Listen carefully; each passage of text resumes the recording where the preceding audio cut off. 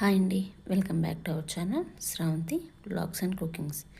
ఈరోజు ఈ వీడియోలో నెల్లూరులో జరిగేటువంటి గొబ్బి పండుగ అనేది చూపిస్తున్నానండి. సంక్రాంతి పండుగ 3 రోజులు పూర్తయిపోయిన తర్వాత పక్క రోజు గొబ్బి పండుగ అనేది చేస్తారండి. ప్రాంతానికి ఒక ఆచారం ఉన్నట్టే మా నెల్లూరుకి ఈ గొబ్బి పండుగ అనేది కొంచెం స్పెషల్గా చేస్తారు. భోగి పండుగ రోజు ఇంటికి వాహనం మీద శివపార్వతులతోటి ఉండేటువంటి బొమ్మలని తీసుకొచ్చుకుంటారండి. వాటిని గొబ్బెమ్మలు అని అంటారు. పండుగ 3 రోజులు ఇంట్లో గొబ్బెమ్మని పెట్టుకొనేసేసి పూజ చేసుకొని కనుమ పండుగ పూర్తయిపోయిన పక్క రోజు ఇట్లాగా పెన్నా నదికి తీసుకొచ్చి గొబ్బెమ్మని ఓలర్చే కార్యక్రమం అనేది జరుగుతుందండి. పండుగ 3 రోజులు పూర్తయిపోయిన తర్వాత పక్క రోజు మంగళవారం, శుక్రవారం కాకుండా మామూలు వారాలలో ఈ పూజా కార్యక్రమం అనేది జరుగుతుంది. గొబ్బెమ్మని భోగి పండుగ రోజు మన ఇంటికి తీసుకొచ్చుకుంటాం కదా. 3 రోజులు పూర్తయిపోయిన తర్వాత ఇంటికి వచ్చిన ఆడపిల్లని తిరిగి అత్తగారింటికి పంపించే కార్యక్రమమే ఈ గొబ్బెమ్మని ఓలాడించడం అనేది. కొన్ని సంవత్సరాలుగా నెల్లూరులో ఈ ఆనవాయితీ అనేది జరుగుతూ వస్తున్నదండి. కనుమ వెళ్ళిన పక్క రోజు మధ్యాహ్నం భోజనాలు పూర్తయిపోయిన తర్వాత ఇంట్లో ఉన్న గొబ్బెమ్మకు కూడా మహానైవేద్యం సమర్పించుకునేసేసి ఈ విధంగా పెన్నా నది ఒడ్డుకు తీసుకొని వస్తామండి. ఇక్కడైతే చాలా చాలా బాగా చేస్తారు.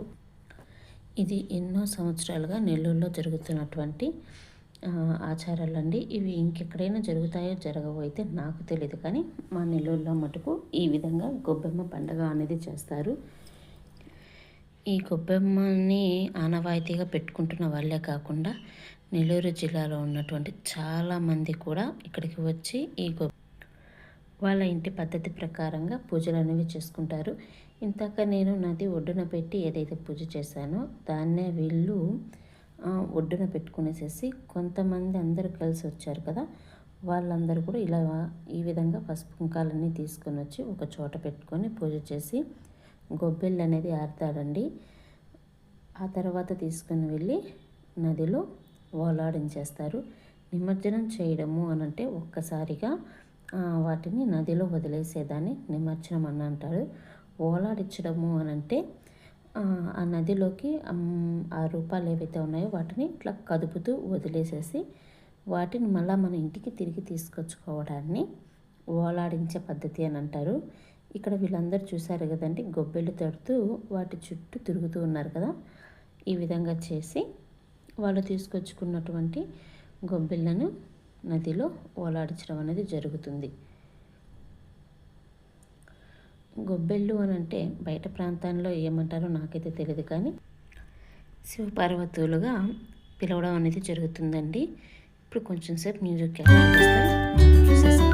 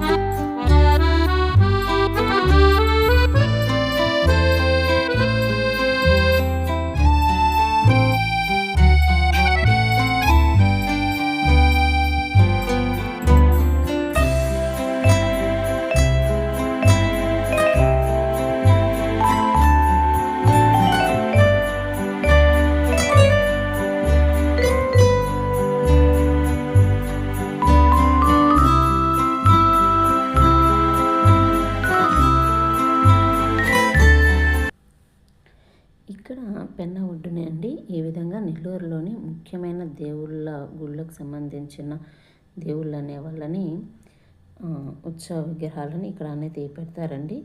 నెల్లూరు రంగనాథ స్వామి, అలాగే నెల్లూరు రాజరాజేశ్వరి అమ్మవారు, లక్ష్మీ నరసింహస్వామి, రాధాకృష్ణులు, మూలపేట మూలస్థానేశ్వర స్వామి, వీళ్ళందరి దేవతా ప్రతిరూపాలన్నీ కూడా ఈ విధంగా ఇక్కడ ఉంచుతారండి. చాలా సందడిగా చాలా సరదాగా జరుగుతుంది. ఆనవాయితీ ఉన్న వాళ్ళే కాకుండా నెల్లూరు జిల్లాలో ఉన్న ప్రతి ఒక్కళ్ళు కూడా ఈ గొబ్బెమ్మ పండుగ దగ్గరికి వచ్చి చాలా బాగా జరుపుకుంటారు. మన ఊరి అలవాట్లు, మన ప్రాంతానికి ఉన్నటువంటి పద్ధతులు ఏవైతే ఉన్నాయో అవన్నీ కూడా మన తరాల వాళ్ళకి చెప్పాల్సిన అవసరం చాలా ఉంది. ప్రతి ఒక్కటి కూడా మన ఇంటికి వచ్చేటువంటి తర్వాత తరం వాళ్ళకి తప్పకుండా నేర్పించండి, చెప్పండి. సాయంకాలం 6 అయ్యిందండి టైము. ఎంతమంది వచ్చారు అని అంటే జనాలు, మేము అన్ని పనులు పూర్తి చేసుకొని రిటర్న్ అయిపోతున్నాము, ఇంకా లేట్ అయిందని అంటే చాలా క్రౌడ్ పెరిగిపోతుంది, మళ్ళీ తిరిగి ఇంటికి రావడానికి చాలా టైం పడుతుంది అనేసి చాలా తొందరగానే రిటర్న్ అయిపోయాం. అప్పటికే అసలు జనాలు ఉన్నారు, కిక్కిరిసిపోయింది అనుకోండి, ఇసుకేస్తే రాలేదు అని అంటారు కదా, అలా ఉందన్నమాట. ఈ విధంగా మా సంక్రాంతి పండుగ అయితే పూర్తయిపోయిందండి. చాలా బాగా జరుపుకున్నాం, చాలా బాగా ఎంజాయ్ చేసాం కూడా. మీ అందరికీ కూడా నచ్చింది అనుకుంటున్నాను. మీకు కనుక నచ్చినట్లయితే ఒక లైక్ చేయండి. Thank you for watching. Thank you.